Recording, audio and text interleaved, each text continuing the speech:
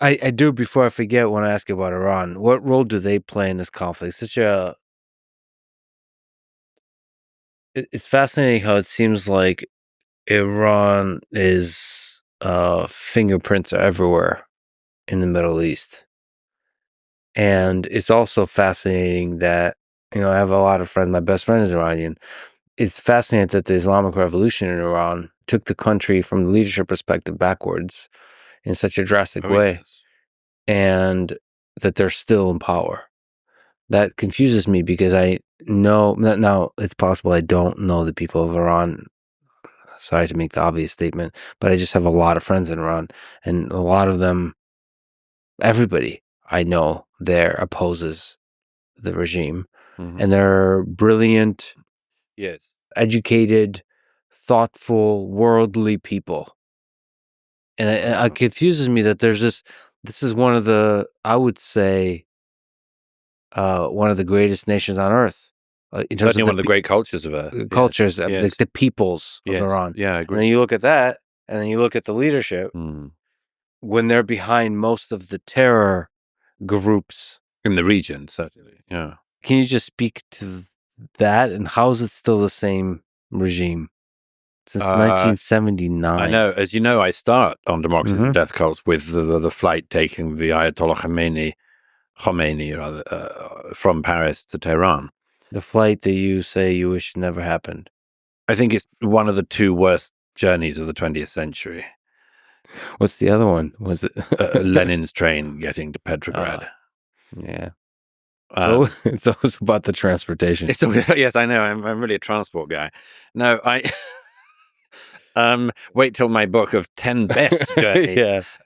Across the world. No, just as the train to the Finland station brought the bacillus of Bolshevism into Russia, so the flight coming from Paris, bringing the Ayatollah Khomeini to Tehran, brought the bacillus of Khomeinism, the most radical form of Shiite Islam, to Tehran and to Iran. And it's one of the great tragedies of the modern era, what happened there.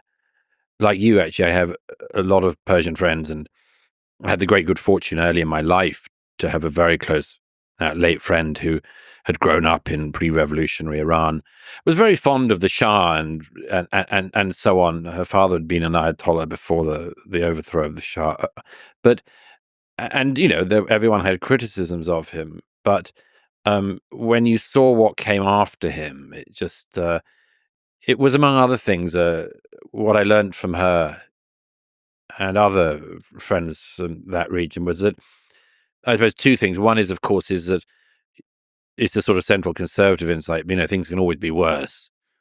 They can always be worse. Never say this is rock bottom, because, Yeah.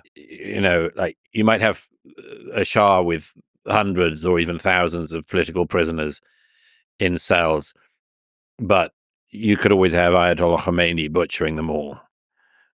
And including the people who helped him get to power, like the communists and the trade unionists who simply were fighting against the Shah and then were very useful for the Ayatollah until he didn't need them anymore.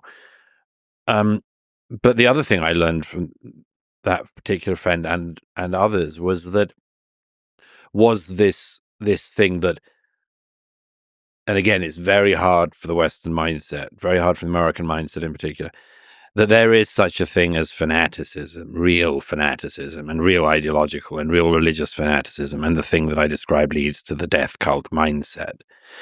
That fanaticism is something which is very easy for the West to forget because we haven't seen it in a while. We get very distant echoes of it in our own societies, really. And we're highly attuned to hear them, which is good in some ways. But Khomeinism not only vastly set back the Persian people, the Iranian nation, but has managed to keep it in subjugation since 1979. And your question of why gets to one of the really the biggest questions, really, that has to be the answer to which has to be understood, which is, It's what Solzhenitsyn says at one point in Gulag Archipelago, in that passage where he describes when we heard the footsteps on the staircase and the knock was on our neighbor's door, and we knew our neighbor was being taken away. Why did we not stop them? And in the case of the revolutionary government in Iran, it's the same answer as whether it's Hamas governing Gaza with the people, whoever the people in Gaza are, who would have liked to have seen them overthrown. Or it's,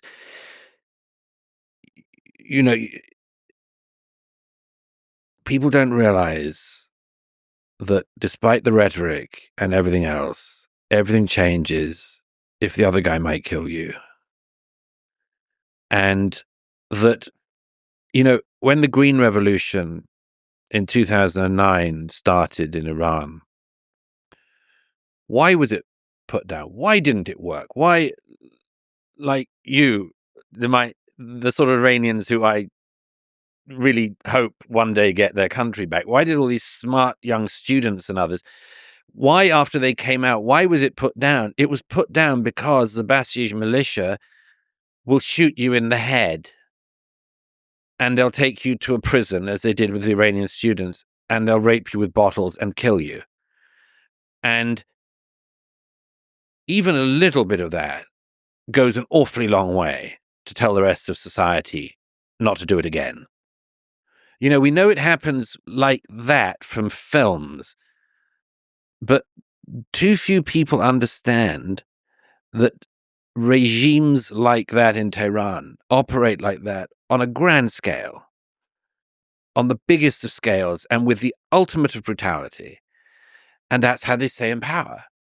And one other thing on that, by the way, which is, I was reminded of this the other day, but, thinking about this sort of, what I've just described as a sort of a problem in democracies is that we just, we like to think everyone thinks like us, and, we'd like everyone to sort of be like us. And we believe fictions that we're taught in films like, everyone basically wants the same things as us. And you go, you haven't stepped outside the walls of the city if you think that. But the second thing is this thing of the death cults, of why we sort of singly fail to understand that this is possible. And Khomeinism is both very specific and also very strongly linked to totalitarian and radical and extremist death cult movements that are not that far in our past. I mean, there's a moment in when Oriana Fallaci interviewed the Ayatollah Khomeini in 1979, one of the very few Western journalists to do so.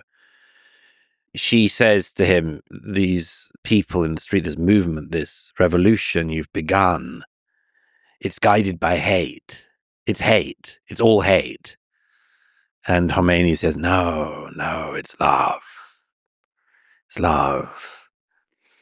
And it's actually a scene that appears in the Satanic Verses of Rushdie, where that exact same thing happens. But I was thinking about this recently because I was thinking, but how can you explain to a Western mindset that that's something that's going on? That there are people directed by this hate that calls itself love. This, and I was reminded of a book I haven't read since I was probably a teenager or something. It made a great impression on me then.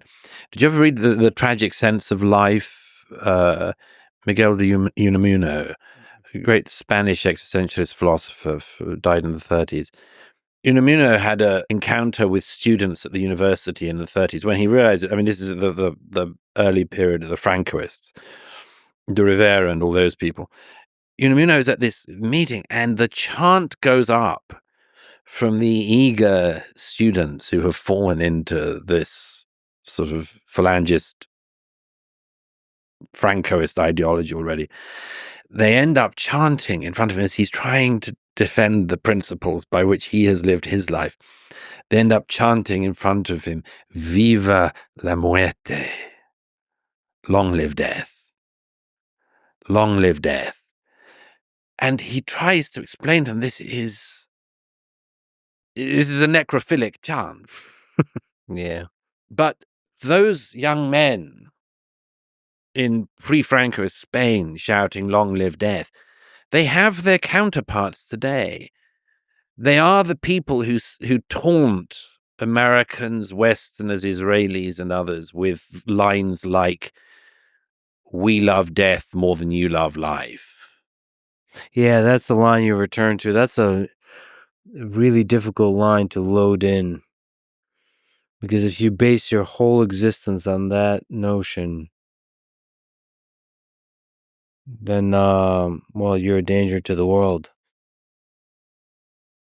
That's a good foundation for committing evil.